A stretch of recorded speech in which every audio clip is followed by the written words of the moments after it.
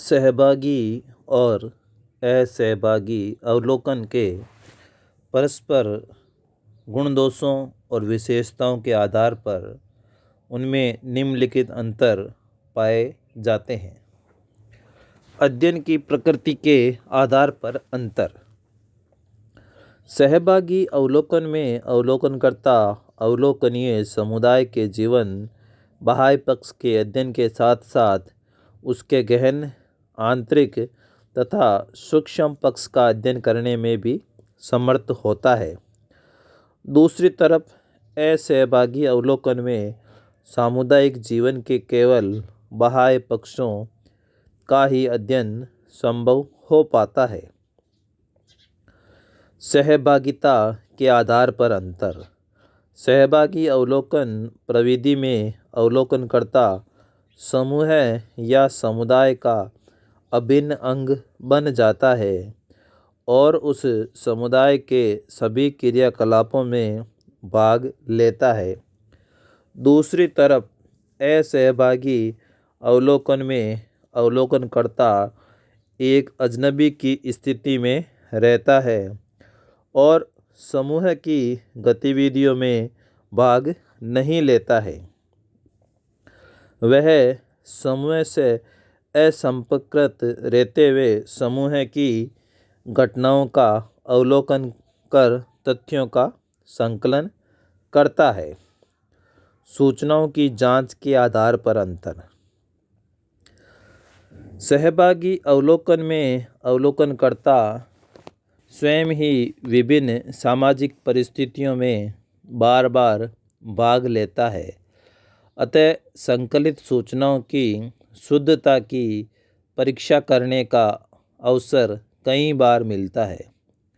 दूसरी तरफ असहभागी अवलोकन में अवलोकनकर्ता कभी कभी समुदाय में जाता है तथा वह समुदाय से संपर्क में बना रहता है, इसलिए उसे सूचनाओं की परीक्षा करने का अधिक अवसर नहीं मिल पाता है।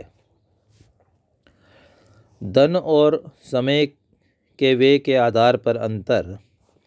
सहभागी अवलोकन में समय बहुत अधिक लगता है और समूह की सक्रिय सदस्यता के कारण धन भी अधिक खर्च होता है।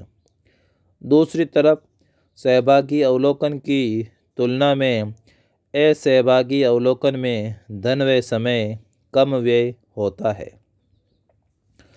गुप्त सूचनाओं की प्राप्ति के आधार पर अंतर। सहभागी अवलोकन के द्वारा समूह के गुप्त पक्षों के संबंध में भी जानकारी प्राप्त की जा सकती है, जबकि असहभागी अवलोकन में अवलोकनकर्ता एक अजनबी ही बना रहता है, इसलिए वे समुदाय के गुप्त पक्षों को जानने में समर्थ नहीं हो पाता है।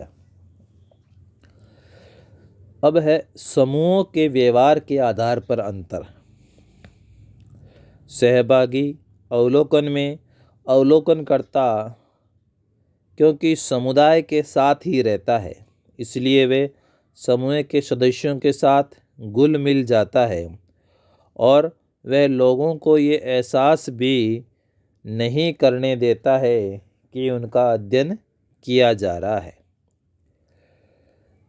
इसलिए वे उनके सहज स्वाभाविक व्यवहार का अवलोकन करने में समर्थ हो जाता है। क्योंकि उन लोगों को ये पता नहीं होता है कि एक अध्ययनकर्ता हमारे साथ रह रहा है जो हमारी क्रियाओं का सूक्ष्म निरीक्षण भी कर रहा है। दूसरी तरफ असहभागी अवलोकन में अवलोकनकर्ता एक अपरिचित व्यक्ति ही होता है, क्योंकि वह समूह के लोगों के साथ घुलता मिलता नहीं है, इसलिए उसके सम्मुख समूह के सदस्यों का व्यवहार पूर्णतः स्वाभाविक नहीं हो पाता है। हम देखते हैं कि ऐसे समूह में या ऐसे अवलोकन में व्यवहार में कहीं न कहीं कृत्रिमता होती है।